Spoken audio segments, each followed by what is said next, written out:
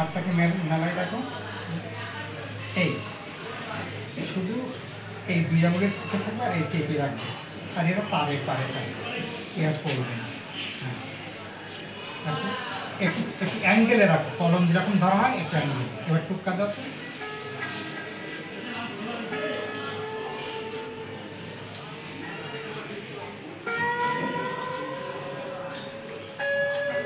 এই তো নিখুঁত শব্দ বেরোচ্ছে। হাত উঁচু হয়ে গেল না, থাক না। হ্যাঁ, বাহ, ঠিক আছে। আবার পিছনে চলে আসো ওখান থেকে।